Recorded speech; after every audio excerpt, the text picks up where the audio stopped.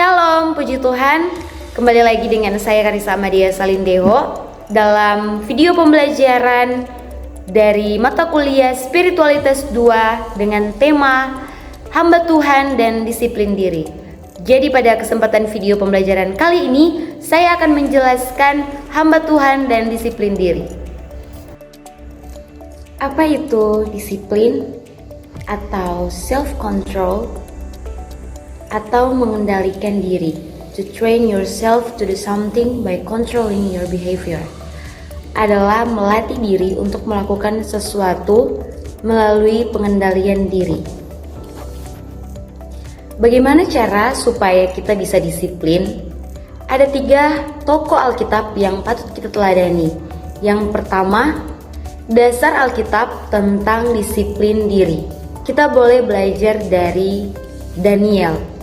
Disiplin rohani yang dimiliki oleh Daniel adalah dia selalu berdoa 3 kali sehari dalam Daniel pasalnya yang ke-6 ayat 10. Kemudian belajar dari Paulus, disiplin rohani yang berikutnya adalah melayani sampai akhir. Rasul Paulus menjadi seorang hamba Tuhan yang sukses karena ia ingin disiplin. Dalam 2 Timotius pasalnya yang ke-4 ayatnya yang ke-7. Banyak orang yang mau sukses tetapi tidak mau disiplin. Oleh karena jika kita ingin sukses atau memiliki nilai, itu harus ada dalam kehidupan kita. Kemudian yang ketiga, kita belajar dari Tuhan Yesus. Nah, Markus 1 ayat 35 berkata, pagi-pagi benar waktu hari masih gelap, ia bangun dan pergi keluar. Ia pergi ke tempat yang sunyi dan berdoa di sana. Yesus sendiri sudah memberikan teladan dalam kehidupan kita untuk disiplin. Disiplin yang Yesus lakukan di sini adalah bagaimana Yesus berdoa. Itu bisa kita lihat dalam Markus pasalnya yang ke-1 ayatnya yang ke-35. Nah, dari ayat ini kita harus belajar sebagai hamba Tuhan. Kita harus melatih diri kita supaya memiliki kebiasaan berdoa, kebiasaan membaca firman Tuhan. Lakukanlah semuanya itu dengan ketaatan dan kesetiaan. Nah, dari ketiga contoh Alkitab yang sudah saya sebutkan tadi, ini menjadi sebuah inspirasi bagi kita semua bahwa pentingnya disiplin dalam diri kita pribadi. Nah, mengapa harus mendisiplinkan diri?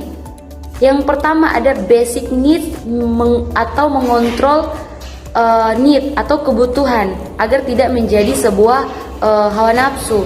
Kemudian yang kedua ada self actualization atau aktualisasi diri. Ini merupakan puncak kedewasaan dan kematangan dari diri seseorang. Hal ini ditandai dengan bagaimana seorang bisa menyadari dan memanfaatkan berbagai potensi yang ada di dalam dirinya untuk mencapai suatu tujuan di dalam hidupnya.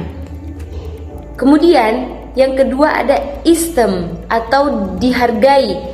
Ini seperti mengeluarkan rasa tidak nyaman yang ada di dalam diri kita. Nah, tidak perlu merasa dendam, tapi menerima realitas hidup, bahwa terkadang hidup ini bisa menjadi tidak adil, melakukan beragam kegiatan untuk diri sendiri. Bahkan kebiasaan buruk atau pengalaman buruk yang selalu tersimpan di dalam hati atau pikiran, seperti contohnya trauma, dendam, tidak mau mengampuni orang lain, malas, acuh tak acuh, dan lain-lain, akan sulit untuk menghargai orang lain. Jadi penting sekali seseorang itu harus membiasakan diri menghargai orang lain. Bagaimana? Dengan cara dimulai dari diri sendiri dan keluarga.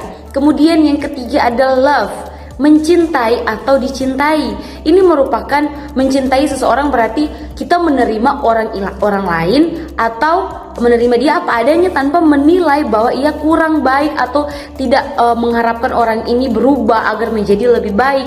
Nah, sedangkan dicintai adalah sesuatu keadaan yang membuat orang lain mencurahkan perhatiannya pada diri kita. Mereka akan berusaha tampil menawan di hadapan kita untuk memperoleh simpatik daripada kita. Nah, selalu sepenuh hati, setulus hati memberikan kebahagiaan. Tidak peduli objek tersebut merasa hal yang sama atau tidak, namun dia selalu memberikan love atau kasih sayang atau cinta. Kemudian yang keempat ada safety atau keamanan. Ini adalah keadaan bebas dari bahaya. Istilah ini bisa digunakan dengan hubungan kepada kejahatan, segala bentuk kecelakaan, dan lain-lain. Kemudian kelima ada fisiologi, makan, tinggal, berpakaian, tempat tidur, reproduksi, dan lain-lain. Ini semuanya sumbernya dari kita semua. Nah, supaya manusia ini jadi makhluk yang survive, berbudaya, beretika, bermoral, bermanfaat, dan lain-lain. Amsal pasal 23 ayat 21 berkata, karena si peminum dan si pelahap menjadi miskin, dan ketika kantuk membuat orang berpakaian compang-camping. Alasan mendisiplinkan diri adalah mengupgrade potensi diri menjadi kecakapan diri. Kita harus memiliki potensi atau skill life. Skill merupakan sebuah kecakapan hidup atau mind skill atau kecakapan utama untuk misalnya kita mengajar atau berkhotbah, public speaking, atau additional skill yang kecakapan tambahan. Dalam Amsal 22 ayat 29, cakap di hadapan raja. Allah mendisiplinkan diri kita untuk menjadi cakap. Kemudian ada menjaga konsistensi dan kualitas hidup serta pelayanan. Apa yang harus didisiplinkan dari itu? Need atau self-actualization, esteem, love, safety, fisiologi. Kemudian rohani, ibadah, doa, baca Alkitab, pelayanan, berkorban, terus belajar, menulis, membaca, meneliti budaya akademik. Kita dapat belajar dari kisah-kisah dalam Alkitab tentang pentingnya ketaatan dan pentingnya disiplin sebagai seorang hamba Tuhan, di mana Elisa adalah seorang nabi yang melayani Tuhan dengan setia dan patuh, dan dia menunjukkan ketaatan dan kedisiplinan dirinya dalam menjalankan setiap tugas-tugas yang telah Tuhan berikan kepadanya. Kemudian selain itu kita juga belajar tentang mentalitas kebiasaan yang produktif atau belajar sesuatu dengan disiplin.